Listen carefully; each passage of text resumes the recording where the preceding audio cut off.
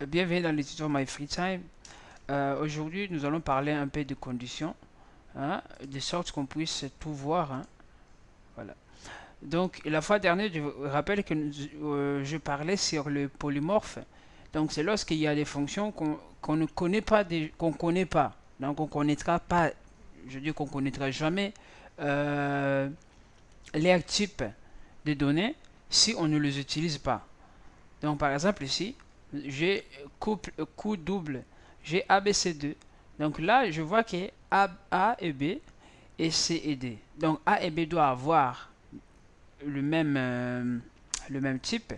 Donc comme vous pouvez voir ici, donc AA comme les résultats et CD, donc vous voyez ici BB, donc le même résultat. Pourquoi? Parce on fait les comparaisons comment dirais-je? On fait la comparaison des AA et BB, des mêmes types. Alors là, hier, je vous ai dit que c'est pas A minuscule et Ma majuscule, comme si il y a l'inverse ici quelque part, je sais même plus. Il faut que je vérifie. Et là, c'est le résultat. Il faut que je vérifie, hein. Il faut que je vérifie. Donc voilà. Donc aujourd'hui, je vais parler des conditionnels. Conditionnels, donc, je pense que j'avais aussi parlé des conditions avec if, hein. Je vous ai dit que if, au Camel, il existe deux conditions, deux structures conditionnelles. J'ai if else, if then else. Ici c'est then. Donc, lorsque on veut par exemple créer cette condition, hein, donc la syntaxe la voilà. Donc if, expression booléenne, donc pour dire que ben, si A et B par exemple, hein, A et B, A est différent à B ou est supérieur à B. Donc là, lorsque nous disons comme ça ou nous écrivons comme ça, nous espérons avoir une réponse au résultat vrai ou faux, hein, true ou false. Alors après, nous allons dire l'expression 1. Alors l'expression in, c'est quoi? C'est première réponse. Alors le type en fait de cette expression doit être, bon, si on en aura deux, sera le même type que l'expression 2. Hein, le même type. Là, auront le même type aussi. Donc ici, booléen, on peut faire les booléens de plusieurs types, hein, à l'intérieur, mais les résultats, ce qu'on attend comme l'expression, ils doivent avoir le même type. Donc ici, je donné l'exemple en disant que let's application des réductions tarif et âge. Donc j'ai tarif et âge. Ici, on suppose que la personne, par exemple, 2,0, il a 26 ans. Je mis la condition if âge inférieur ou égal à 26.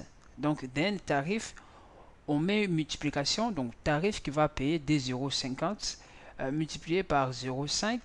Hein, sinon, hein, on fait sinon, si la personne maintenant, la personne a supérieur ou égal, hein, supérieur ou égal à 65 ans, donc alors tarif sera tarif multiplié par 5. Ici, il y a quand même des erreurs parce que je vois c'est la même chose. C'est la même chose. Mais bon, les plus importants, c'est pas vraiment d'être cohérent, mais c'est de voir comment justement. Non, ici c'est 8. Ici c'est 8, voilà. Hein, il faut qu'elle change quand même les jeunes et les plus âgés. Voilà. Ici, je multiplie à 0,5. Donc, else tarif. Sinon, donc, ça veut dire que si les gens. En fait, ici, qu'est-ce que je tentais de faire? J'ai établi un intervalle. Je dis quoi? Donc, comme ça. De 26. Hein? Je vais faire quand même comme ça. De 26 à 65. Ah, non, de 26 à 65. Voilà. Ces gens-là vont payer vraiment le tarif. Ils vont payer vraiment les tarifs. Mais les gens qui sont là, qui sont ici, vont payer la tarif multiplié par 0,8. Donc c'est la réduction. Ici, tarif multiplié par quoi? 0,5. Donc j'ai établi l'intervalle. Hein, c'est ce que je fais ici. Donc inférieur. Les gens qui sont que leur âge est inférieur ou égal à 26, inférieur ou égal à 26, ils vont payer 26. Donc ici, c'est pas vraiment un crochet fermé. Ici, c'est aussi ouvert. Voilà. Et ceux qui ont plus de 65 ans, 65 ou égal, 65 ou égal, donc ici,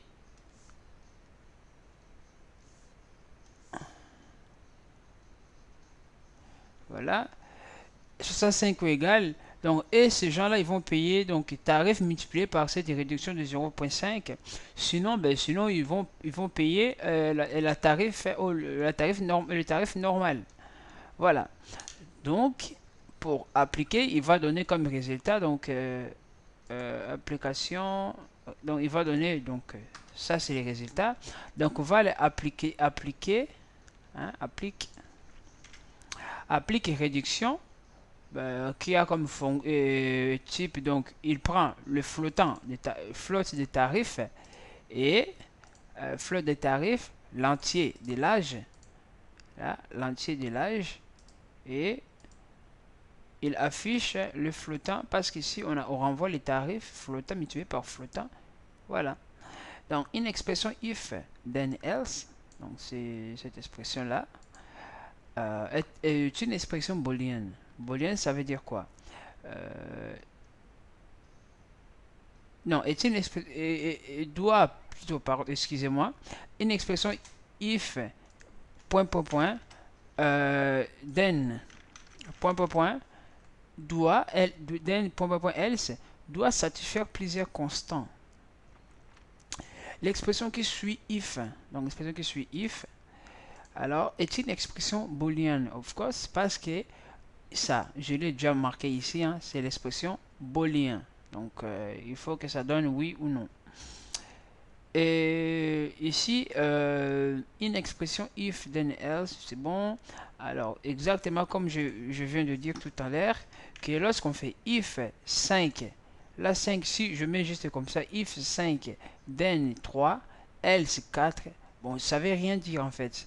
Il faut qu'on le dise if 5 supérieur par exemple à 3, donc à 2, on renvoie 3, sinon on renvoie 4. Alors, expression 1, expression in ici, et l'expression 2 doivent être du même type. C'est comme je l'avais dit, hein, là, il faut que ça soit du même type.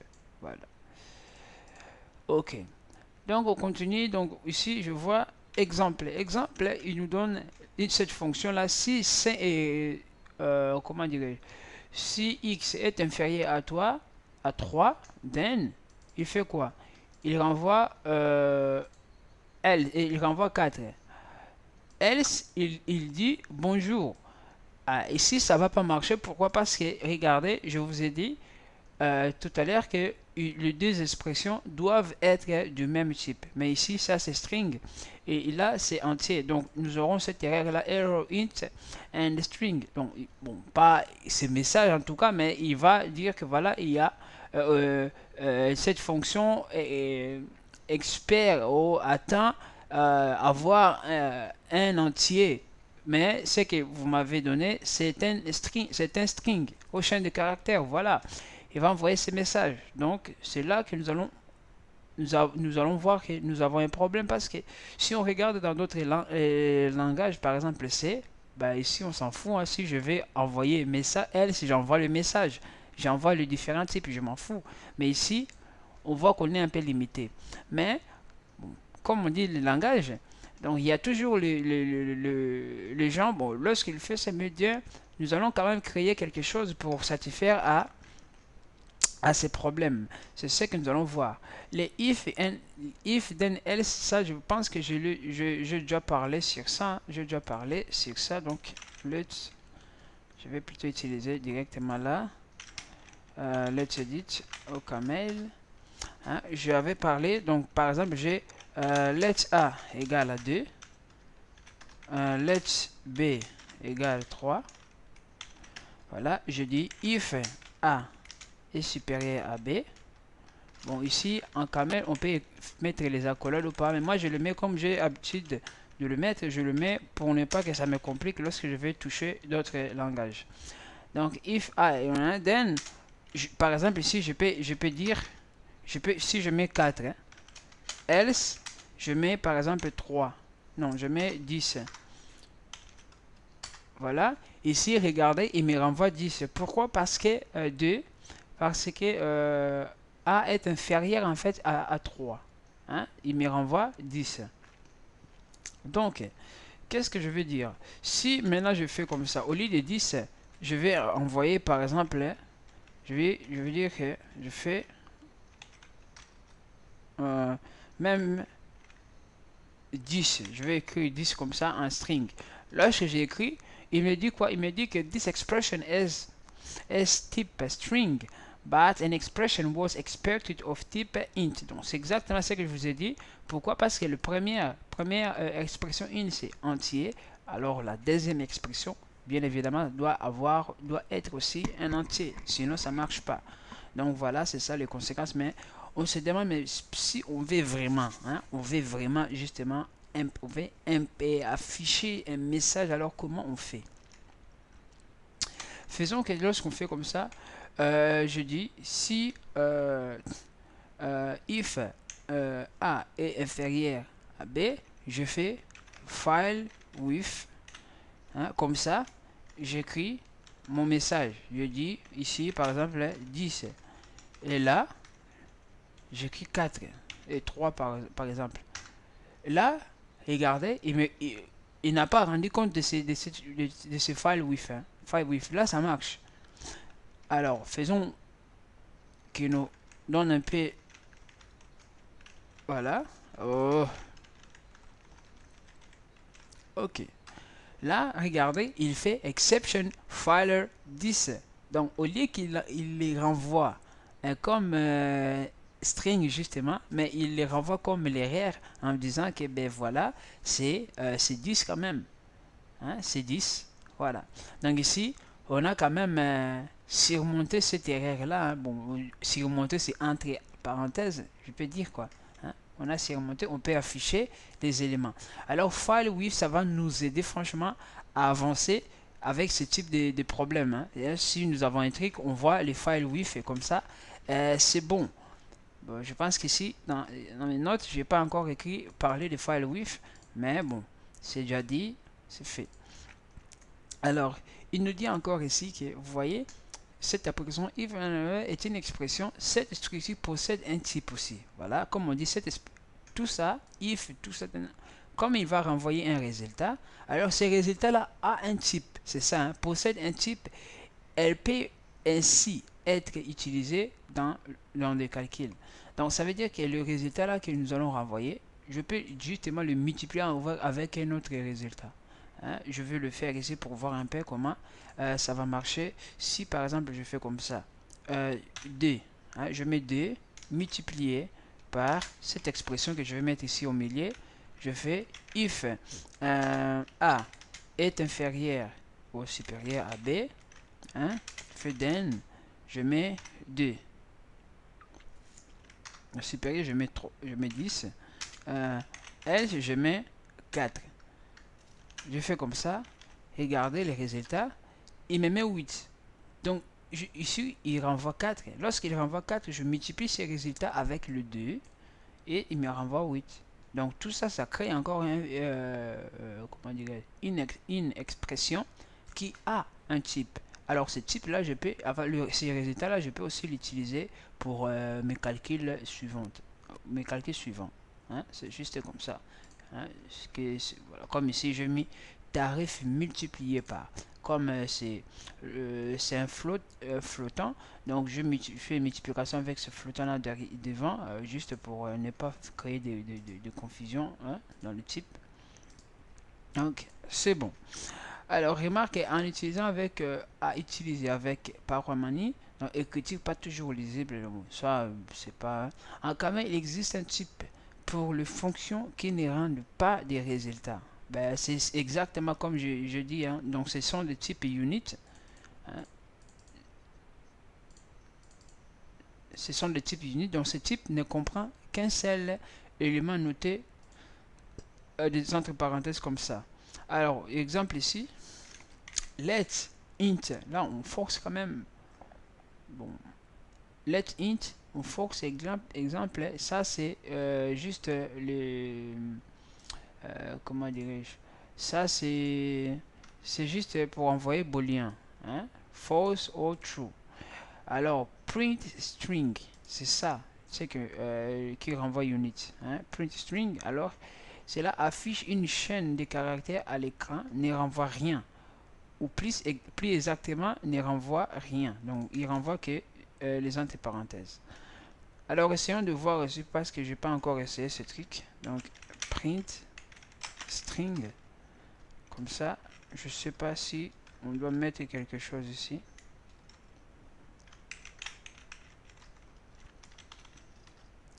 Voilà. Ici, il renvoie bonjour. Ça, c'est les messages. Et après, unit, hein, avec entre parenthèses comme ça. Donc, c'est exactement si je fais if A est supérieur à B, then, je fais par exemple comme ça, print string salut, else 3. Alors, ici, il me dit quoi? Ben, c'est normal, ici, il me dit quoi? This expression f type int, but an expression was expected of type unit. Là, c'est ça que je voulais dire. Type et unit. Et on a vu ici. Hein? Voilà. Alors, on passe rapidement. Il est quelle heure? Ok. Ça, c'est unit. Ben, unit, ben, on l'utilise, comme on dit, hein, il prend rien dans les paramètres. Et lorsqu'on met print et string, on met string quoi, dans les cotes, les doubles cotes, et il renvoie le message. Et après, il met unit, bonjour. Alors, faut-il toujours un else, hein? Il demande faut-il toujours un else.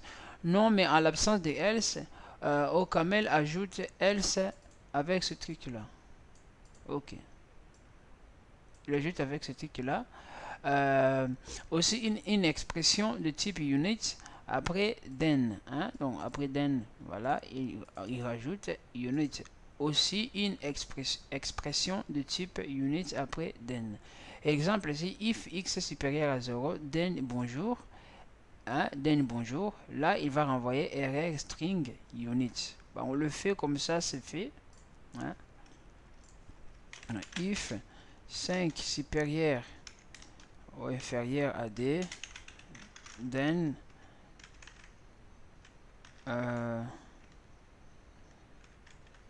fait comme ça, then 5, voilà, then 5 sans else. Hein? Là, il me dit que this expression is type int, but an expression was expected of type unit. Voilà, là, il attend des units dans l'autre côté. Hein? Dans l'autre côté. Oh, je devrais justement, là où j'ai écrit, je devais écrire unit. Hein? Là, string error, hein? Unit. Alors, if, ici, maintenant, ils l'ont fait. Là, hein? Ils l'ont fait. If x est supérieur à 0, then print string bonjour. Hein, là, au lieu que ça soit, on écrit print string